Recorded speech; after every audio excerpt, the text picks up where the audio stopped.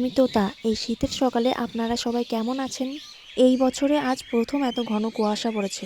চলুন আপনাদের আরও একটু এগিয়ে নিয়ে গিয়ে দেখিয়ে আসি। আপনাদের দাদাভাই এই কুয়াশার ভেতরে বাজার থেকে মাছ নিয়ে এলো, আর আমি তো বাবুকে নিয়ে বিছানায় ছিলাম, কারণ এখনও ওর ঠান্ডাটা সারেনি। তাছাড়াও বাচ্চাদের তো এত কুয়াশার ভেতর বের করাও যাবে না। আমরা বের হচ্ছি কুয়াশাতে, তাই মনে হচ্ছে যেন হাত পা কেটে পড়ে যাবে। সকালের থালা বাসন তো ধোয়াই যায় না, বাপরে বাপ। আমি মাছটা তেমনভাবে কোনোদিনও কাটিনি, ওই হয়তো দু একবার কেটেছি, তাই মাছটা মাই কেটে দিচ্ছে। আর ধুয়ে টুয়ে মাছটা মা রেডি করে দিক, আর আমি রান্নাটা করে নেব। এদিকে আমি আগেই ভাতটা নামিয়ে নিয়েছি। ওইদিকে আবার বাবু চৌকির উপরে বসে খেলা করছে।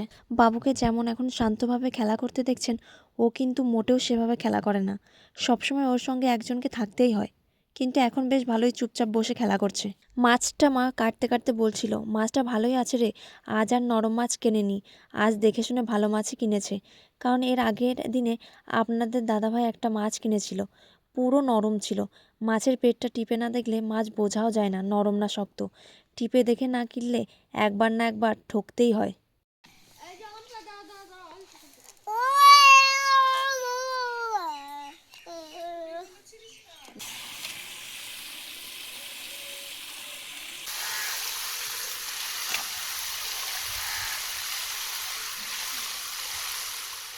ওইদিকে মা মাছটা ধুয়ে নিচ্ছে, আর এদিকে আমি বাবুকে স্নান করিয়ে খাইয়ে দিয়েছি, তাই একটু বাবুর সাথে খেলা করছি।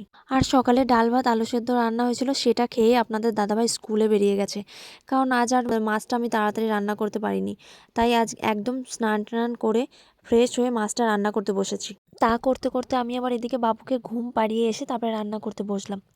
আজ হঠাৎ একটা কথা মনে পড়ে গেল, যখন আমরা বোলপুরে ভাড়া বাড়িতে থাকতাম, তখন আমি ভোর 5টার সময় উঠে রান্নার সমস্ত কিছু জোগাড়জান্তি করে 8টার মধ্যে আমার রান্না প্রায় কমপ্লিটই হয়ে যেত। তারপরে আপনাদের দাদাভাই খাবার দাবার সেরে স্কুল চলে যেত, আর আমি পুরোটা দিনই একা একা ঘরের মধ্যে থাকতাম। কিন্তু বাবু হওয়ার পরে আমাদের আর রুটিনের কোনো ঠিক নাই। কখন যে স্নান করি, কখন খাবার খাই, কখন যে কি করি, কোনো ঠিক ঠিকানাই নাই। তবুও মা আছে এখন, আর মা আছে বলেই আমাদের অনেক হেল্প হয়। আমাদের অনেক কিছু করতেই হয় না, মাই প্রায় সমস্ত কাজই করে দেয়। এখন লাল লাল করে মাছগুলো ভেজে নেব। তারপরে একটা কথা মনে পড়ে গেল, জানেন তো, কিছু সময় আগে আমার কড়া করে মাছ ভাজলে তাইলেই আমার মাছ ভালো লাগতো। তাছাড়া আমার মাছ ভালোই লাগতো না।